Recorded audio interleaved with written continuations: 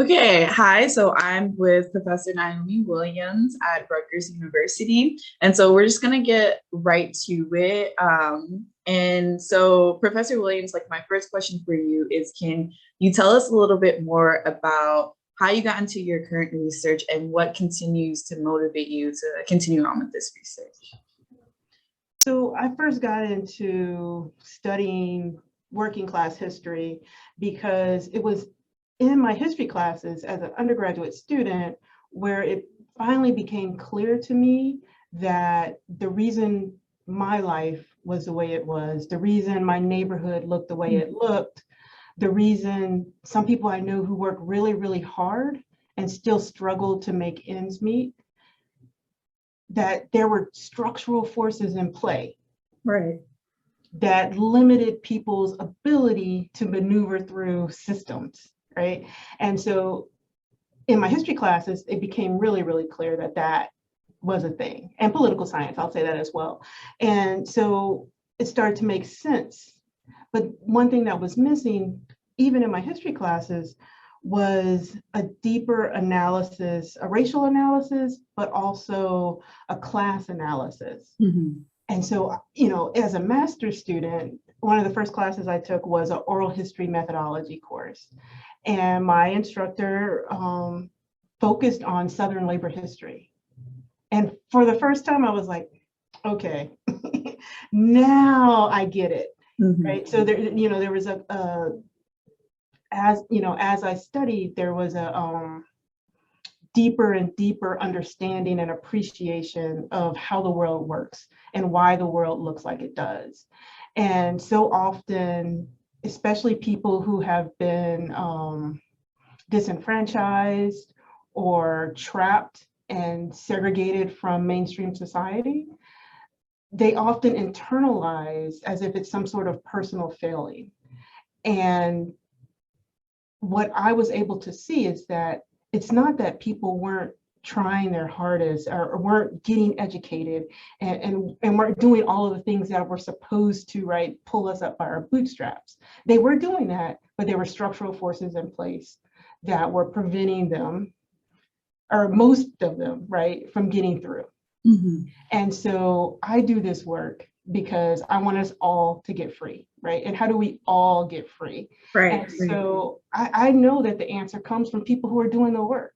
And so my research is all about looking at the ways working people have expanded democracy, their access to democracy, not just in the workplace, but in society, right? How do we fight and build a sustainable system that supports most of us? And so those are the questions that undergird my research, and it's why I focus on life histories, because I think it's really important to honor and respect the work that people do and how they do it. And it's often built upon a lifetime of experience. So I don't want to just know about, okay, tell me about work or tell me about this problem. I want to know who you are and then build an archive, right? So that we can have sources to look back on. When you're studying working class people, often they're not the ones who get to write their own stories. Mm-hmm. So using oral history, life history, right, is a way to build those types of archives so that other people can learn and grow in that respect. No, that's incredibly impactful. And I think for the graduate students who are listening to this interview, the way that you're introducing life stories as an important methodology that maybe they haven't been introduced to in their graduate courses as a very important tool for being able to share these stories and what they mean for how we get free from the standpoint of the people who are fighting for freedom is absolutely incredible. And if people are interested in that methodology, we're going to tell them to go read some more of your stuff and to cite you. So my next question, and I think you've already touched upon it a little bit more in your first response, is how do you define structural racism within your work? And in particular, how do you see labor history as intricately intertwined with past systems of racial oppression? So could you talk a little bit more about some of the working definitions that you use in your research and how you elaborate more on those concepts, which you already have kind of alluded to weren't really talked about when you were going up through classes in academia. So can you talk about how your work addresses those two? Yeah, so I'm just going to use lay language, if that's okay. I love that. I'm Yes. not going to pull out, my sociology Yeah. textbook back there, right? Right. So structures, right, are the laws, the policies, the practices, the daily tools that are used to build and maintain institutions, right? And you can actually think about it just in P's, right? Policy, practice, procedure. And when you look at the origins, right, of particular institutions, like an institution of employment or housing or healthcare, right? Those are institutions, and then the structures are actually the things that support that institution, right? And so for employment, let's just start there, and I'm going to give you an example to explain how I do it, right? So from a labor history perspective, it's very easy to make the argument that racism is built into employment structures, or into employment, let me just say that, in the United States, right? Because if you look at the origin of the United States, it's built on the exploitation of workers in order to create wealth. It's also based on stealing land from indigenous nations, right, and the attempt to force indigenous peoples to do this work. And then, okay, that's not going to work. So what are our other options? Oh, right. You know what? If we're going to extract these resources, we need cheap labor, and so slavery becomes in, right? And slavery is a labor institution. Right. And so you have slavery, you have other unfree workers in the terms of indentured servants. And these people are, right, overly exploited in order to extract wealth for a certain group of people. And, people often look at early labor rebellions, right? And those are those moments of tension where new laws, new policies, right, new structures have to be put in place to continue to exploit. Right. So if you look at early labor rebellions, and you see that indentured servants, enslaved workers, free workers understood that they had more in common with each other than they did with the people who were extracting their labor, right? And so when they come together to kind of say, hey, we want to demand more rights, what happens is a tool that those in power use to prevent those workers from coming together, to limit their ability to come together. So it had a lot to do with, labor rebellions had a lot to do with the intensification of all of the rules around slavery before there was a United States, right? So if you go back to the 17th century, the late 17th century, and you see all of the laws that the colonial government start implementing all of these laws saying that slavery is going to be for life, right? And avenues out of slavery are severely reduced because of that. And then also making laws that say you can't free your slaves, right? There's going to be no individual manumission of slavery, right? So really getting involved in, okay, we need to recreate the structure so that we have a constant, steady workforce. And I'll narrow this down because I don't want to turn it into a lecture, right? This is an example about structural racism. And so what I'm trying to say is that as workers are protesting and fighting and saying, okay, you know what, let's end slavery as an institution, and then that's how we get free. and that's how we have better decisions about what work looks like. But then as workers themselves, right, as unfree workers are fighting for freedom, more and more structures come into place to say, no, no, no. And you see that indentured servants get greater rights, because as they get their freedom dues, when they finish their indenture period, then now they can own weapons, they can own property, and then that means that they can participate in governmental decisions. And so let's find ways, I'm speaking in terms of the elite colonizers at this point, right? And they're like, okay, well, we need to make sure that these people are satisfied enough that they're not trying to rebel. And so then it shifts over time with all these different laws where you have these people who are super exploited, which are descendants of Africans and Africans. And more all of these, the conditions of their labor become ingrained in this racial ideology that the historian Barbara Fields talks about. And so there's no way, right, to have employment systems that are not racist because racism is built into it. And until we dismantle those structures that recreate this racial hierarchy, right, we're never going to get racism out of employment. And so if you bring the historical context to the system, right, and you understand, okay, well, we have a two-tier, and two-tier isn't even really fair anymore, but where you have a multi-tier employment system where most people of color, most immigrants, most women work in these low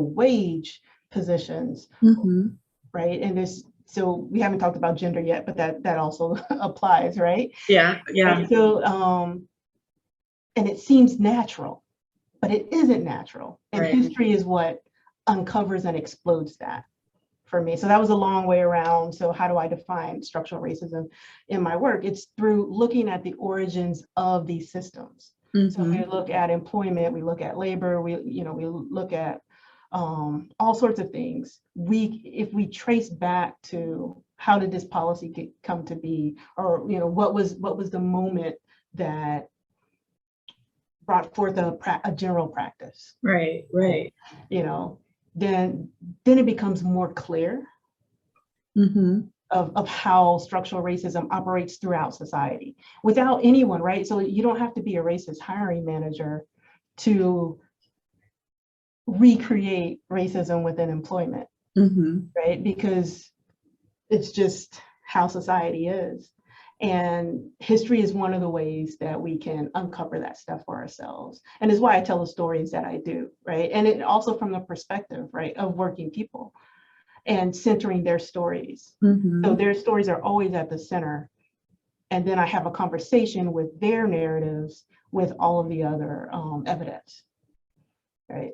Yeah, no, that's amazing. And you answered the question perfectly, especially with, the way that you didn't, I was going to say allude, but you explicitly stated it, how we need to address like racial ideology and racial domination because it is intertwined with employment and always will be and like always has been. And so your, beautiful rendition of like labor history and the way that it brings us to the current day, I think was like a perfect answer as to, what structural racism means, which goes back to your last point.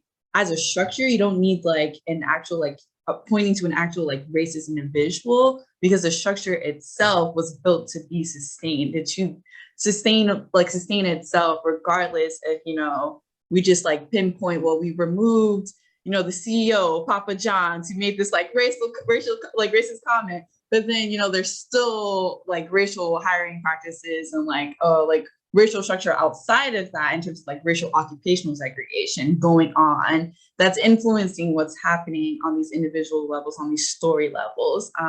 So yeah, that was amazing. I'm not going to get too geeked out and just continue moving on with our interview questions, which is your new book. And so I wanted to give you an opportunity to tell the viewers a little bit about the book that you have coming out, Workers United, Race, Labor, and Coalition Building and Deindustrializing America.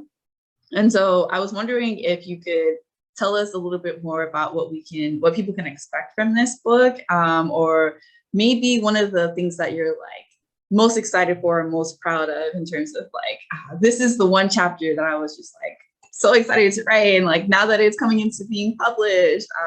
So you could just like tell us a little bit more about your upcoming work. Okay, great. Yeah, you know, I'm going to start with the story that led me to decide to write the book. Okay, Right. great. So in the mid 1970s, 1975, 1976, there are mostly nursing assistants, but actually, you know, there is a union of service workers at the hospital. So nursing assistants, food dietitian aides, and all sorts of, you know, medical technicians and cleaning crews, grounds maintenance workers who are all together in a union. And so they recently formed the union. Union was at that point about 8 or 9 years old, right? So not brand new, but pretty new. And they were negotiating for a bargaining agreement with with the hospital that they work for. And they were determined, particularly the nurses assistants, they were determined to be able to hold a full-time job and not be required. So they were working full-time. Let me back up. They were working full-time, but they still needed public assistance in order to cover their basic necessities, rent, food, medical care, right? And so they wanted to work full-time without being dependent on public assistance. So they're like, okay, well, we need to increase our salaries. And they also had other issues, right? So doing their jobs, and you know, you become an expert at what you do. And they had ideas that they wanted to bring to hospital management to say, all right, you know, this is a great way to organize the work. So we want to have conversations about what that looks like. So those are some sticking issues, and the nurses assistants were actually paid less than even some of the janitorial staff, which was a male-dominated category. And so there was gender inequity in pay as well as job descriptions, right? And these are mostly Black and Latino women, and they decided, okay, you know, this is it. We're not going to leave the bargaining table until we get what we want. They decided to go on strike because, you know, they're like, we can't continue this. We have to fight. We have to make this hard decision. And while they're on strike, so there's all of this press saying that, oh, you know, you work for a hospital. How dare you risk people's lives by refusing to work, right? So there's a conversation going on outside of the working class community saying, oh, you know, this is a public good. You should be here doing this work because you care about people, not because you're trying to get rich, right? And they're not trying to get rich. They're just trying to survive. But what drew me to this, 1976, we're in a small town, smallish, mid-sized town, small to mid-sized, I should say, town in Southeast Wisconsin. And this, again, mostly Black and Latino women who are on the picket lines. Well, police officers are antagonizing them on their picket lines. And in fact, a police officer hits one of the women who's walking the picket. And so the next day, there are scores of UAW workers, mostly men, some of them the husbands of the women who work at the hospital, but some of them not. So 3 different UAW locals decide to show up and walk the picket lines with these women. And so, you know, there's a newspaper article with these white guys saying all workers deserve decent pay, right? And these women holding signs that say work, not welfare. And I'm like, well, wait a minute. This isn't this, again, right? Going back to the history that we know about the past, right? 1976, there's no way that white industrial workers are walking picket lines for Black and Latino women service workers. How can I explain this? So the whole book is about trying to understand what happened that in the mid-1970s, you had industrial workers walking picket lines with service workers. It looked like a fairy tale, you know, white guys and Black and brown women, you know, together saying we're fighting for economic justice. And the more I delved into it, I was like, okay, this story about this labor community has to be told. And what I found out is that Black workers during World War II, and it was really when the Black population of the city exploded, because, you know, Black workers were coming to fill industrial jobs. And so once they got into these positions and they joined their unions and they became active union members, the work that Black workers did in the 1940s and 1950s really reshaped the class politics of the community. And so their work to incorporate racial, bring a racial justice lens to their class politics paid off for decades. Right? So they built coalitions with other groups in the 1960s.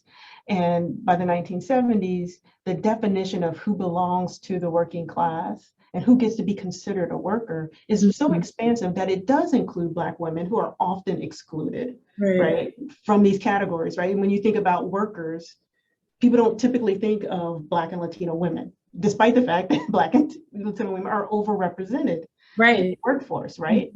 And then also immigrant workers. So in the 1980s, Reagan is president. He's running for a second term, and employers are using immigration enforcement officials to break negotiations. And so they're calling in immigration to do random raids on these companies during contract negotiations, right? And the unions know what's happening. And so they get together and they're like, okay, so they get immigrant rights groups, they get Catholic Church officials and community organizers to come together and actually protect these workers' jobs, keep them from being detained. And of the 19 people at this one shop that in 1984, 85, 19 people were detained by immigration services, and they got 17 of them their jobs back and reinstated through this coalition effort. And so, you know, again, I was like, okay, there's another case. And over again, there are examples of the labor community doing things that history tells us they weren't doing during this time, right? And you know, it is true, right, that by the time you get to the last part of the 20th century, in the public thought, right, labor unions are not the avenue for bringing about broad-based economic justice. It's, you know, the idea is that labor unions only look out for members at particular jobs. And so what the book is about is that, wait, some unions did that. Some unions, right, are social justice unions, are civil rights unionism, like the historian Robert Kortstadt talks about, right?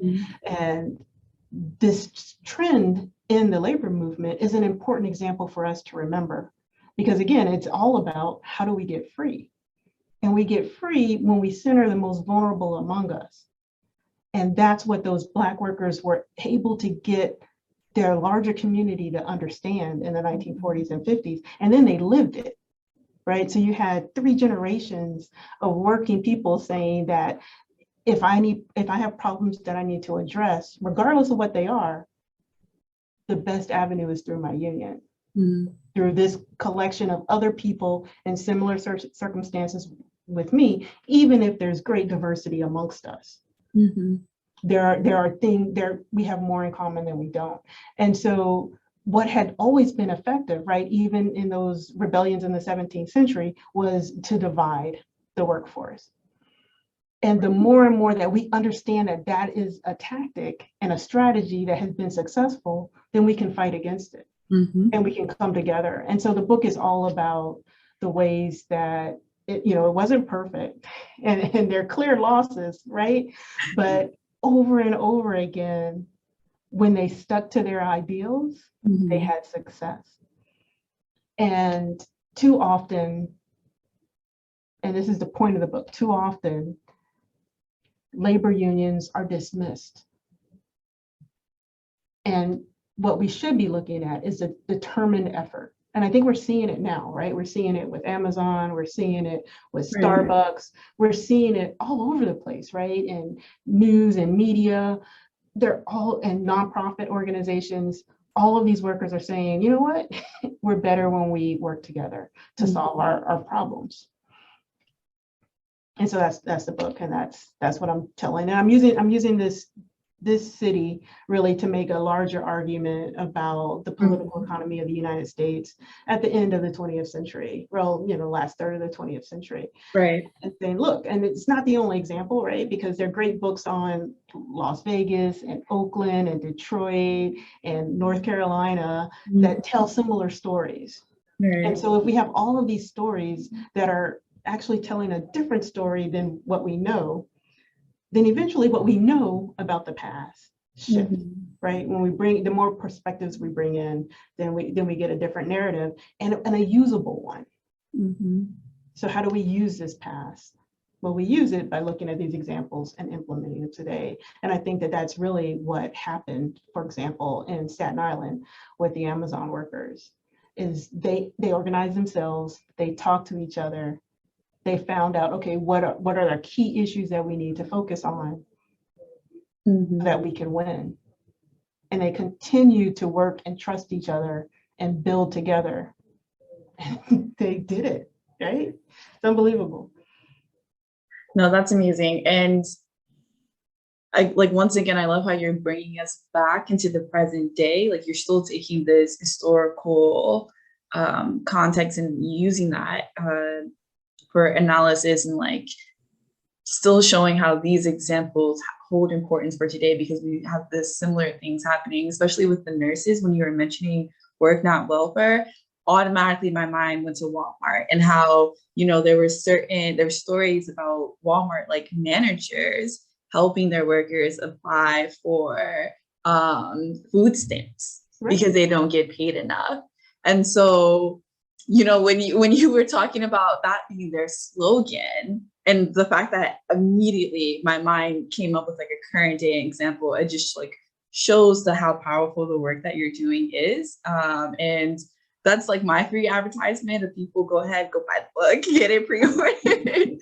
I gotta get the book to press first, and then first it'll be available hopefully in a year and a half, depending on production schedule. So it'll come back to it. But you said something that reminded me, right? And so I consider myself a social justice historian, and I do history to help me understand the present, to help shape the future, right? So people are saying, oh, historians, they only care about the past, but it's like, no, I care about the present, right?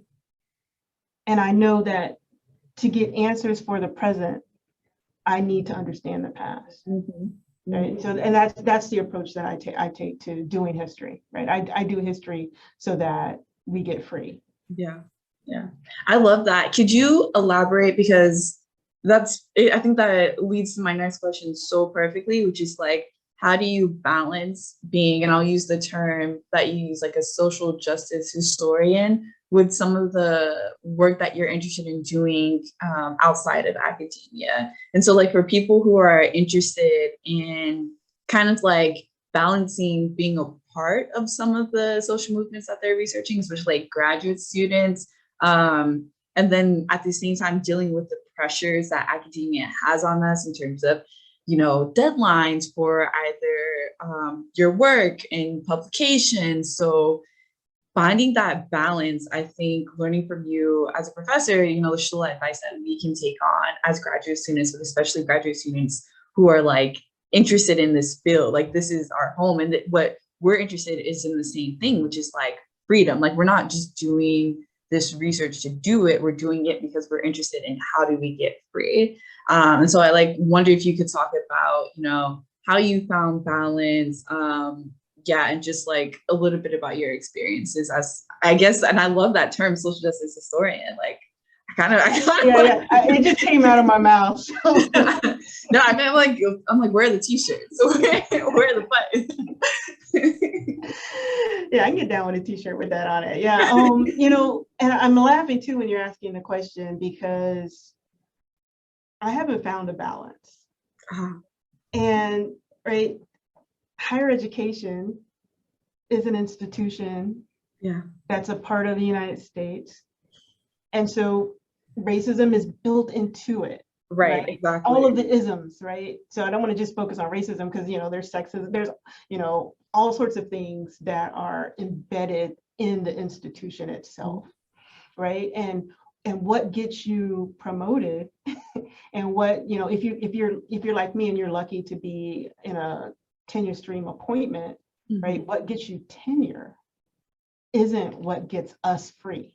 Right. And in fact, it's a roadblock too often to how we get free.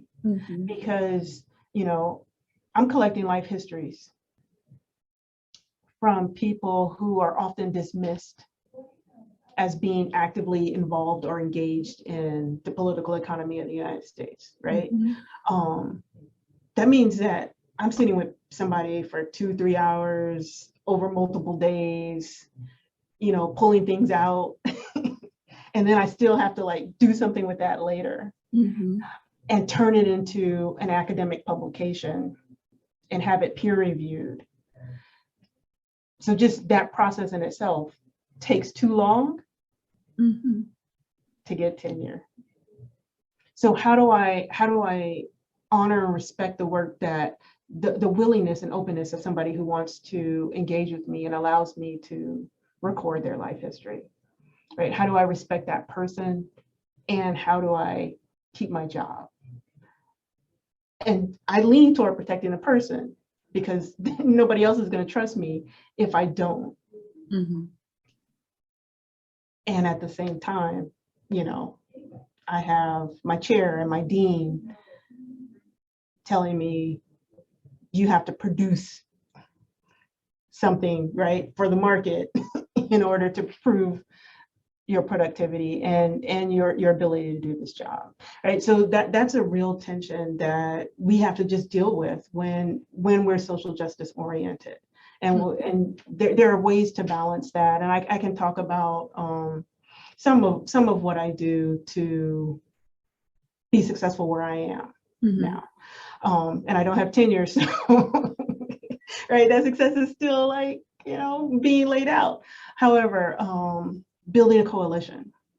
So I understand that collective action is a great way to get to reach the goal that we as a people, the people I work with want to get to, right? Economic justice, right?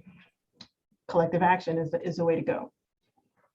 So you have to think of the same thing, even though, right, this is a very independent thing that we do. Nobody's sitting with me in the archive. Nobody's, working with me as I'm doing my, getting my IRB approvals and, writing and all of this stuff. But I have a crew of people around me who can offer support. And that sustains me. And I find joy in collecting life histories. And so even painful stories, there's hope. Because if there's no hope, the person's not there. And so finding joy in that type of work and in the activities that I do to sustain myself in terms of trying to build in some balance of time off, time away, relaxation, but also justice work, right? That sustains me to do the other work. And in history, we often write single author papers. But I've discovered, since I got this job, that it's actually, I can do it. I can collaborate and co-author pieces with people. And I can produce things that are separate from the book project as a historian, right? Because we do books, right? And we don't publish a ton of articles. We might publish the one article that's directly related to the book, right? And so then also advocating for myself to say that, I published the article and it's a central theme using cases from the book. And then the book is going to come out. And then I get other historians to say, yes, this is the process, working in a not history department, right? So navigating the field that you're in. So I'm in the labor studies department. In the labor studies department, there aren't very many historians. Well, there are not very many historians on the tenure track here in the department. So the department understands, what do historians do? Let's go ask historians and then say, okay, well, this is what we expect Naomi to do in this respect. And the same thing with my political science colleagues, right? So there are some political scientists here, but they're mostly sociologists and economists. And so sociologists and economists are pretty set. They're like, okay, yeah, we know. They're like, oh, political science. Oh, let's go talk to some political scientists to see, okay, what are the expectations, right? But a lot of what you're hearing are things that I don't have control over, right? It's the structures of, okay, what counts for tenure at the department that you're in? Like, who's going to write letters for you? Or it's very important here at Rutgers. And the letters that come in to speak about your scholarship and work have to be from particular types of people. And that's where the structural part of inequity comes in, right? Because the gatekeepers are the people who are not social justice historians, right? Because the social justice historians are spending most of their time, right, doing social justice work. And so it's a battle of how do you get through, and it like even, is it worth it to participate in a system that is designed to help you fail, right? Instead of to help you succeed. And I stay because I know that I have a crew with me, and when we make it, we're going to be Toni Morrison, right? We're going to turn around and we're going to hold the door open and we're going to say, come on, let's rechange it. Because Toni Morrison says, once you get there, right, is your responsibility, right? I say Toni Morrison, let me also bring in Althea Gibson. I love tennis, and she was an amazing tennis player and one of the first Black people to win a major tennis tournament. She held the door open. And then you get Venus and Serena, right? And people always talk about Serena. Serena's an amazing tennis player. Venus held that door open. Venus fought so that women got the same pay as men in championships. And she followed on this work that other women tennis players were focused on. And their ability to do that opened the door. So now, right, tennis is way more diverse than it was, and inclusive. I mean, it's not perfect, no place is, right? But than it was. And we're still struggling in the academy for that diversity. People get in, right? But it's designed not for us, and it's actually designed to exclude. And so retention of faculty of color is so hard all over the place because of this. Being aware of it, protecting yourself as much as you can. And I can't, seriously, the best thing that has happened to me is to have a community of like-minded people that I can lean on for support, get advice from, because there's no great way to balance it. I do this work because I want to get free. I want us all to be free. And it's hard. And my family, rightly says that I'm not available, because either I'm doing my academic work or I am organizing my colleagues. And I do. And, I'll just go back to this before your next question and say that organizing amongst higher education workers is happening now, just like it's happening everywhere else.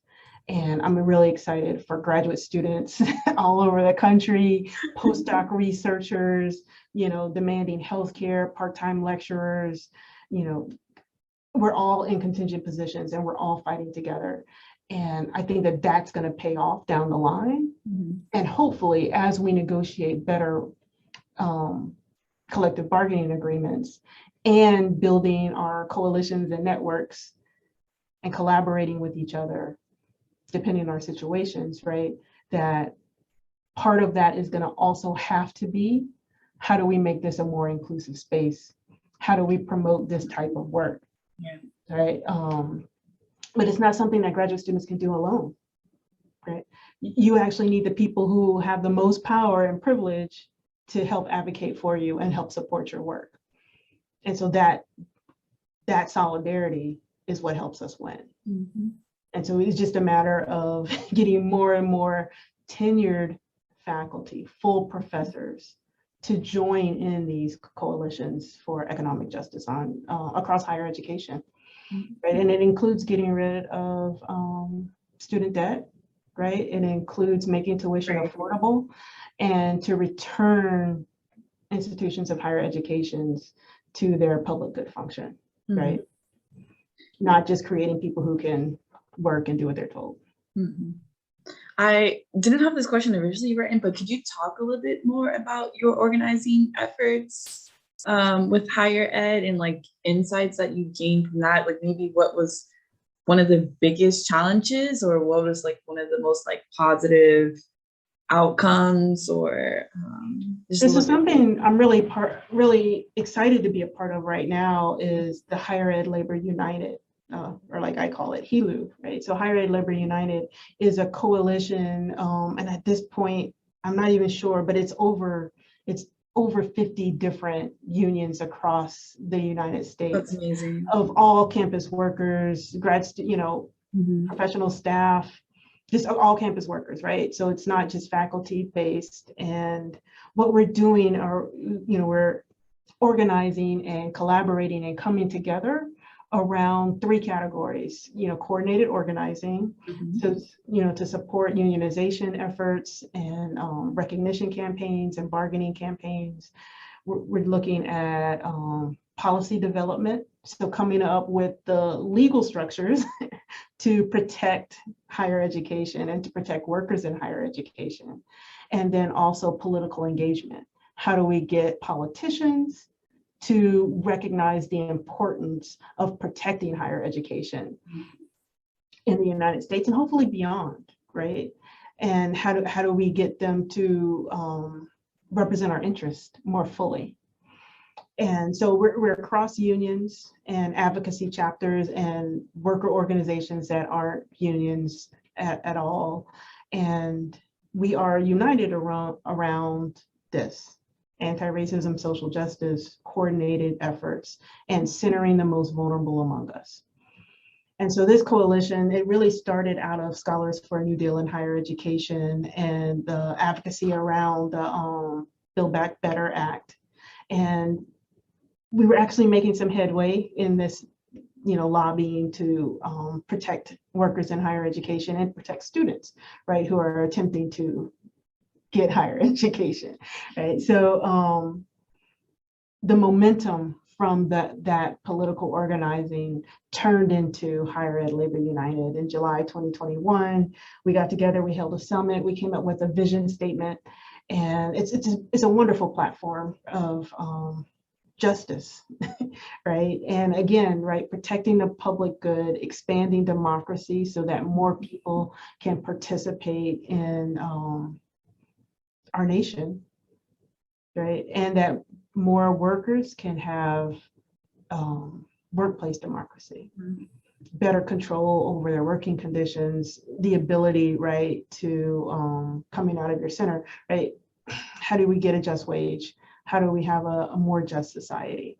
And again, at the center, show social justice. And so that platform allowed us to recruit in more organizations. And we just had a summit in February where we mapped out these 3 areas that I mentioned: national coordinated organizing, policy development, and political engagement. And it was just, for me, unbelievable to have representatives from 60 different unions, right, workshopping a framework for this coalition of an organization of organizations.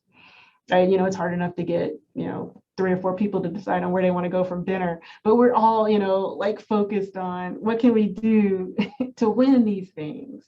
And it was an amazing, beautiful experience. And, it's an organization of organizations, right, that I will continue to engage with. Because, since I was a graduate student, I've always been really interested in making sure that the jobs that I'm going into are the jobs that I want to go into, right? And so I've been, deeply engaged with this for a long time. That's amazing. I've heard stories of grad students, going back to what we said, also applying for food assistance because they're not getting paid a sustainable stipend or a wage in every system. Like every school has their own system for how they pay their graduate students, but across the board, even starting on a graduate level, the way that these issues, from my peers, I've heard about. And so it's just kind of like your earlier point, we need to work together with other people in power, and how by creating a coalition throughout the university is what can lead to change for everyone, not just for you as a professor, you're talking about wanting to change your own job, but also for us as graduate students, but then also people who we don't usually talk about, which is, are adjuncts or other people who just kind of get their stories are kind of untold because of the hierarchy that's already built into academia. And yeah, so I really appreciate all the work that you're doing. Let me know if I can sign on. I did not know that. Maybe we can create a South Bend chapter. I don't know. But no. Oh, definitely. Yeah, don't worry. You will be getting an email from our outreach team. Really? Oh, that's awesome. That's awesome. No, I truly do appreciate it. And that's, again, you're getting me to do all these free plugs, but they're just genuinely in response to how amazing all of this is. And my last question, because I don't want to take up too much of your time, and I guess I'll kind of truncate them from 2 into 1 question. And it relates to COVID-19 because I feel like, speaking of things that impact professors and grad students alike, is this pandemic that's going on, in addition to affecting workers. And so I just wonder if you could share just a little bit of how COVID-19 has impacted either your work or your job, or we can, maybe end on a hopeful, positive note of advice that you have for people in terms of coping with the pandemic, either in terms of their research, their professional lives, or their personal lives. Because the COVID-19 pandemic is this national crisis, but some of the things that I've been talking about in my own research is how it also exacerbated some of the structural inequalities that already existed. And so when we talk about the pandemic, we also have to talk about the impact on pre-existing inequities, especially when it comes to some of the things that we've already talked about, which is structural racism. And so I just wonder if you could just end us, and you can end as I know that was a heavy question, so that's my fault if the interview doesn't end on a very uplifting note. I'll take full blame for that. But yeah, just a little bit, if you could, close us off with some insights on that. Yeah. And you're right, that the pandemic really uncovered, especially for people who were able to maneuver without paying attention. Right. So if people in privileged positions probably saw more than they ever expected to with the pandemic, right? Everything was at a stop. People were home. People were trying to engage. So they're all on social media, and I think it was and then the racial uprisings that coincided with it. And the historian Will Jones, I really appreciate the way he talks about and links this story, that the work is essential, but the workers are deemed not. Right. And so more and more, the most vulnerable workers were the ones who were suffering the most, with the least amount of ability to protect themselves, right, from both the health and economic impacts of the pandemic. And also, and here we come back to hope. that is where collective action really matters. Mm. So delivery drivers in New York City come together, right? Mostly an immigrant, Black and brown workforce, and they organize and they win, and they get unions supporting them, right? So they're not officially unionized. They're just building something. They coordinate amongst themselves, and like unions pay attention and say, hey, we need to help these people out because this impacts all of us, right? You have the Unite Here workers who are the hospitality workers in hotels and restaurants, right? Their jobs get they lose their jobs. The union faces over 90% unemployment as people are laid off because everything shuts down. It could have destroyed them, but what they did instead was they organized, and they got super involved in the 2020 election so that Unite Here, right, this union representing mostly low-wage service workers, had more people knocking on doors than even the Democratic Party. And they did it with COVID safety protocols in place. And it really motivated their members to become political actors in ways that, they weren't able to when they were working for very low wages, right? And it's hopeful because now they're organizing each other even more than they were before, right? Here at Rutgers, we have 20 different unions on campus. The pandemic hit, we said, okay, how can we help each other? We formed a coalition. So 19 of the 20 unions formed a coalition. My union actually said, you know what, researching is hard. People can't get into archives, graduates can't do this work. Let's put a hold in place.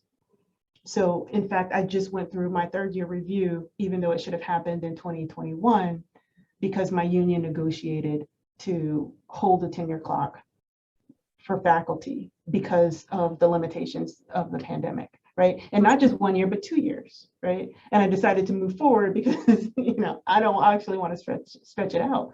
But my union is like, how do we protect the most vulnerable amongst our members? Oh, one way to do is to help the people who are still trying to go through this process and are being limited in what they can do because of the pandemic. Same thing with graduate students, right? Oh, you have 5 years funding. Oh, but you couldn't do anything for 2 years. That's on you. No, actually, our union says we need to support graduate students. We need to make sure that they can finish and they can do their research. And to me, that is what's most hopeful, is we need to break this mentality that we have to do it ourselves and that it's just about individual effort. Because individual effort is never going to break structural racism. It's never going to do anything about structural inequalities, right? You can get 1 or 2 people through, but how do you open the door, right? And you open the door through collective action and pushing, right? That forcing the political will to make the changes. And that's how we can do it. And that's what we're seeing right now, right? That's what we're seeing at Amazon. That's what we're seeing at Starbucks. That's what we're seeing with the News Guild and animation workers and nurses, right?